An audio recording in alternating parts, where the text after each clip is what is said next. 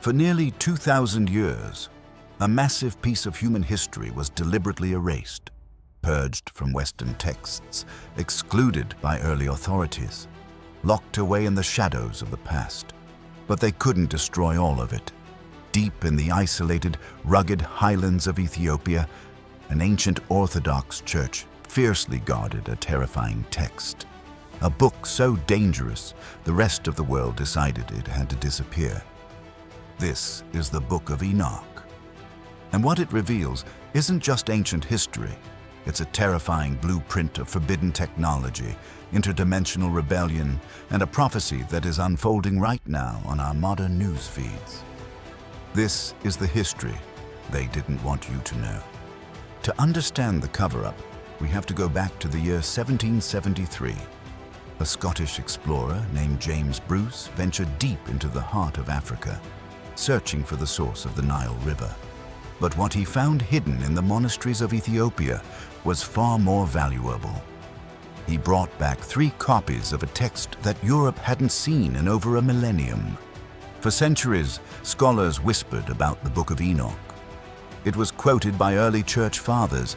It was referenced directly in the biblical book of Jude. But the early councils and authorities systematically removed it from circulation. Why? Because the Book of Enoch doesn't just tell us that evil exists.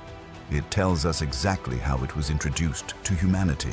It names names, it lists coordinates, and it describes a prehistoric world that sounds horrifyingly like a science fiction nightmare.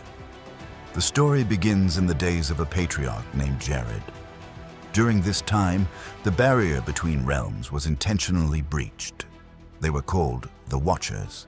200 elite celestial beings whose original divine purpose was to simply observe humanity, to watch, not to interfere. But under the command of a leader named Shemihaza, they abandoned their post.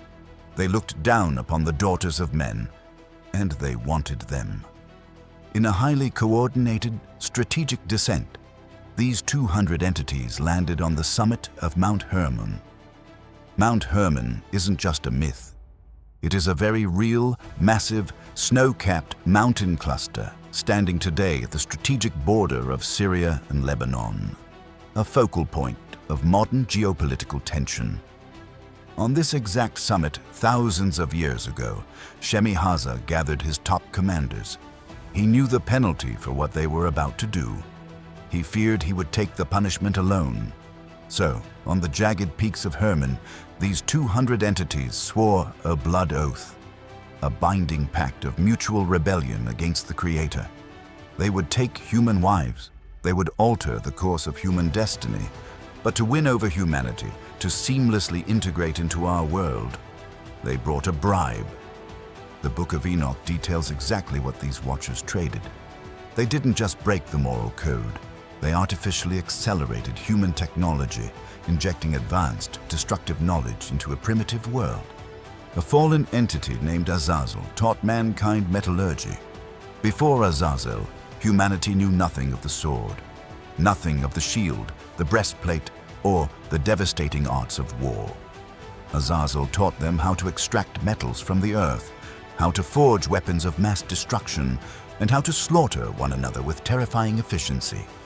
Suddenly, a peaceful world possessed advanced weaponry. The earth became a blood-soaked war zone. But Azazel didn't stop there. He introduced the art of cosmetics, the making of mirrors, the beautification of the eyelids. He weaponized vanity and seduction, teaching humanity how to alter their appearance to manipulate and corrupt the human heart. The other commanders followed suit, downloading forbidden data into the minds of men. Amazras taught the resolving of enchantments. Barakiel taught astrology, showing humans how to read the stars for power. Kokabil taught the constellations. Ezekiel taught the knowledge of the clouds. Arakiel taught the signs of the earth, and Shamsil the signs of the sun. They taught humanity the use of root cuttings for dark magic and the casting of spells. This wasn't primitive superstition. This was the sudden, unexplainable explosion of ancient science and dark arts. a hyper-advanced technological transfer that humanity was never meant to possess. But the most terrifying consequence of this rebellion was yet to come. The unnatural union between the Watchers and human women produced something the world was never meant to see, a genetic anomaly, an abomination of flesh and spirit. The Nephilim, they were apex predators, giants of immense, terrifying power.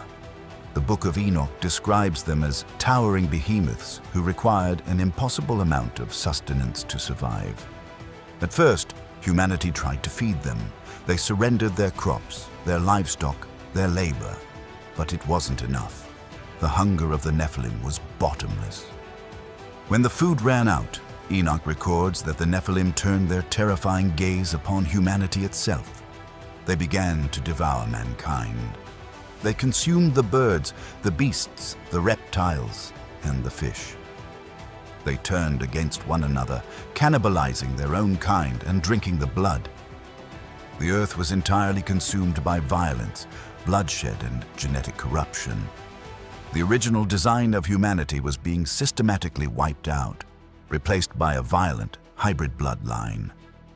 The devastation was so absolute, the cries of the dying were so loud that they reached the very gates of heaven.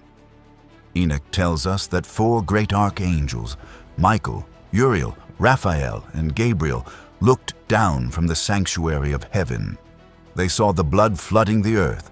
They saw the absolute lawlessness introduced by Azazel.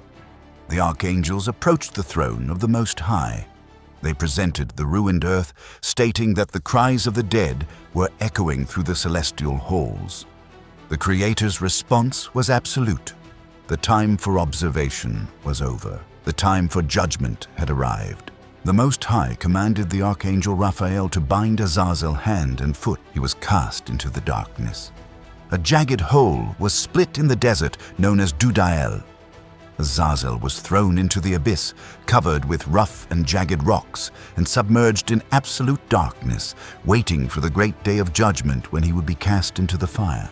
The Archangel Gabriel was sent to destroy the Nephilim, not by striking them down himself, but by inciting them against one another. The giants were driven into a frenzy of mutual destruction, slaughtering each other in a massive earth-shattering war while their fallen fathers were forced to watch.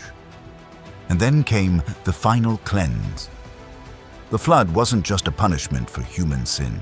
It was a strategic, divine eradication. It was a surgical strike to wipe out a corrupted bloodline, to bury the forbidden technology, and to reboot a world that had been driven to the brink of annihilation by interdimensional interference. The waters rose. The giants drowned. The Watchers were bound in the deep valleys of the earth for 70 generations. The world was washed clean. The terrifying secrets were buried under miles of mud and rock. For thousands of years, this terrifying reality was suppressed. The Book of Enoch was hidden away, dismissed as myth, pushed into the shadows. But the story doesn't end in the ancient past. And this is exactly why the Book of Enoch is suddenly resurfacing today. Enoch wasn't just a historian recording the tragedy of the flood. He was a prophet. He was given visions of the distant future, our present. He recorded that the exact same deceptive forces, the same entities who traded technology for influence, would return in the final days. Jesus Christ himself echoed this chilling warning, stating that, as it was in the days of Noah, so it will be at the coming of the Son of Man. What were the days of Noah? It wasn't just people living in ignorance. It was an era defined by genetic manipulation, by explosive, unexplainable advancements in technology, by fallen entities crossing boundaries they were forbidden to cross. Look around the world today. Are we not witnessing the exact same sequence of events? We are living in an era of unprecedented technological explosion. Artificial intelligence that leading scientists admit they no longer fully understand or control. We are seeing the rise of genetic modification, CRISPR technology, and transhumanism, the desire to merge human flesh with machinery to overcome death. The exact same tampering with the human genome that defined the era of the Nephilim. And then there is the sudden mainstream disclosure of unidentified aerial phenomena, UAPs, UFOs. For decades, governments denied their existence. Now, congressional hearings confirm that craft demonstrating impossible physics are operating in our skies, over our military bases, and plunging into our oceans. Many leading researchers and theologians are no longer looking to distant galaxies for answers. They are looking back to the Book of Enoch. They are realizing that these phenomena might not be extraterrestrial, but interdimensional, the Watchers returning to the stage. But perhaps the most chilling connection to Enoch's ancient prophecy is happening right now in the Middle East, the exact geographical region where the Watchers first descended. Mount Hermon, the Levant, the ancient territories of Persia, modern-day Iran. As geopolitical tensions push the world toward the brink of a third world war, the rivers of the Middle East are drying up. The Euphrates River, explicitly mentioned in the Book of Revelation as the holding place for 4 bound fallen angels, is turning to dust, uncovering ancient caves and archaeological anomalies that defy explanation.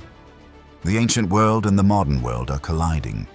The weapons Azazel taught humanity to forge have evolved from swords and shields to hypersonic missiles and nuclear warheads. The same region where ancient empires battled giants is now the staging ground for a prophetic climax. The alliance forming between modern nations against Israel was mapped out thousands of years ago in texts that the world tried to erase. The world is experiencing an explosion of unexplainable technology, genetic manipulation, and global tension. The days of Noah aren't just a story from the past. The cycle is repeating. The entities that were bound are stirring. The hidden timer has already started. The truth is stranger than you think, and time is running out. If this opened something in you, share it with someone who needs to see it. Subscribe and stay close, because what is coming next will go even deeper. And drop a comment telling us where you are watching from and what you believe God is doing in this moment. We will see you there.